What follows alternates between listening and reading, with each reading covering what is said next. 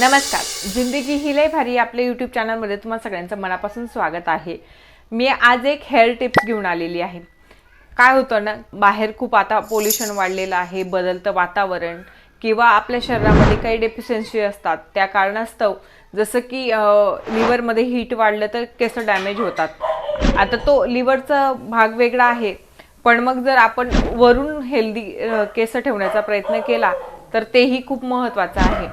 आतून तर आपण खाऊच, बऱ्याचशा गोष्टी खाऊन पिऊनही बरेचसे स्किन वगैरे ग्लो होत असते, केस छान होत असतात, पण वरूनही काही लावणं खूप महत्त्वाचं आहे.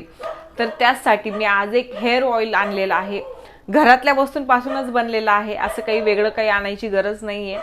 आणि प्रमाणही 19-20 झालं तर काही प्रॉब्लेम नाही. असं नाही की हे प्रमाण इतकंच असायला हवं तरच ते बेटर राहील किंवा त्याच्यानंतर काहीतरी नुकसान होईल. आता बऱ्याच जण आदिवासी ऑइल, हे ऑइल, ते ऑइल घेतात, खूप महाग महाग ऑइल घेतात, पण तुम्हाला माहिती आहे का त्याच्यामध्ये काय काय टाकलेलं आहे किंवा जे त्यांनी लिहिलेलं आहे की याच्यामध्ये हे घटक टाकलेले आहेत, हे इन्ग्रेडियंट्स ॲड आहेत, पण खरंच ते आहेत का किंवा ओरिजिनल यूज केलेले आहेत का, हे आपल्याला काहीही माहिती नसतं. मग त्यापेक्षा काय तर घरच्या घरी काही गोष्टी बनवणं खूप गरजेचं आहे. आणि कसं आहे, फायदा हो नको हो, होतोच तर फायदा, ही गोष्ट खरीच आहे, पण नुकसान पण काही नको व्हायला, डॅमेजही केस नको व्हायला. कारण एकदाचे केस डॅमेज झाले तर मग ते परमनंटली डॅमेज होत असतात, कधीही ते रिकवर होत नाही. तर असंच मी आता तुम्हाला एक हेअर ऑइल दाखवणार आहे, ते व्यवस्थित बघा आणि तसंच करा. प्रमाणाचं काही इश्यू नाही आहे, प्रमाण थोडंफार जास्त झालं, कमी जास्त झालं तरी चालतं. तर चला आपण सुरुवात करूया आता आपल्या व्हिडिओला.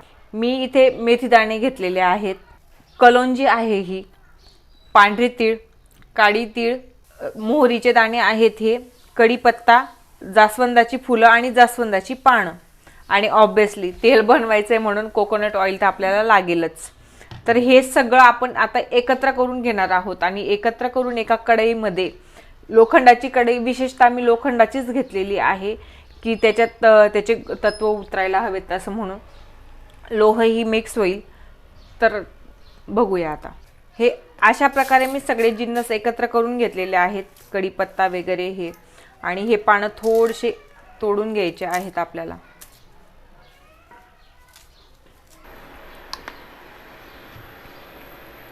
तेल थोडंसं आपल्याला गरम करून घ्यायचं आहे.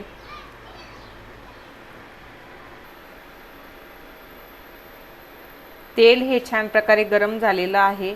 आता आपण ह्या सगळ्या वस्तू याच्यात ॲड करून घेणार आहोत.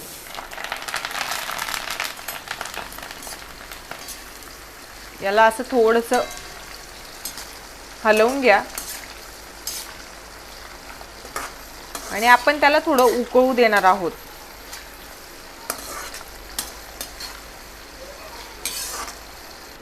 आपल्याकडे मोहरीचं तेल हे अवेलेबल नसतंच, नेहमी प्रत्येक ठिकाणी मिळत नाही. बरेच जण हे मोहरीच्या तेलात बनवतात, पण मग मी ते न यूज करता मोहरीच यूज केलेली आहे. आणि मी ऑइल घेत असताना 100% coconut oil, pure coconut oil use केलेला आहे. एक्सपेन्सिव्ह असलं चालतं, पण चांगल्या कंपनीचं हवं. याच्यात तुम्ही आवळा मिक्स करू शकतात, जर तुमच्याकडे ड्राय आवळा असेल किंवा ड्राय आवळा पावडर तयार केलेलं असेल. माझ्याकडचं संपलेलं आहे म्हणून मी यावेळेस टाकत नाही. आणि आता हे झाल्यानंतर मी याला रात्रभर असंच पडू देणार आहे, रात्रभर भिजत ठेवणार आहे हे सगळे पदार्थ त्याच्यात, की जेणेकरून त्याचा छान अर्क त्याच्यामध्ये उतरेल.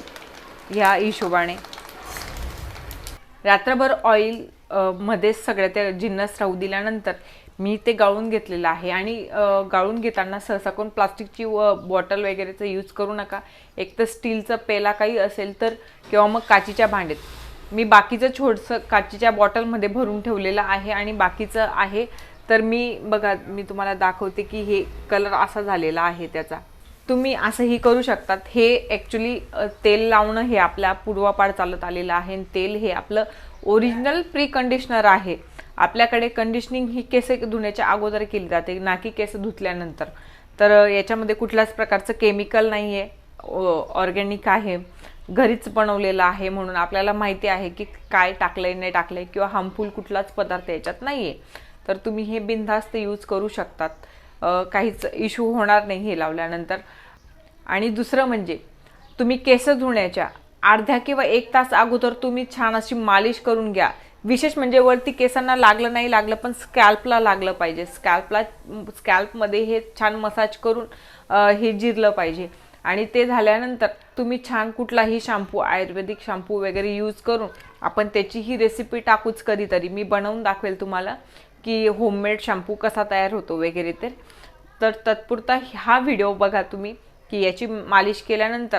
आता बरेच जण म्हणतात की वरून तेल लावून काही होत नाही, पण मी तरी म्हणते त्यांनीही यूज करून बघावं की वरून तेल लावून खरंच काही होतं किंवा नाही ते.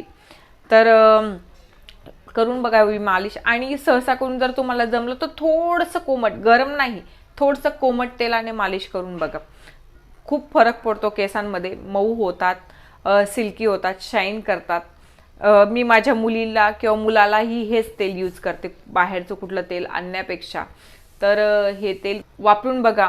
तुमच्या मुलांना, तुम्हाला किंवा हस्बंड कोणीही असेल फॅमिलीमध्ये, सगळ्यांसाठी हे छान तेल आहे.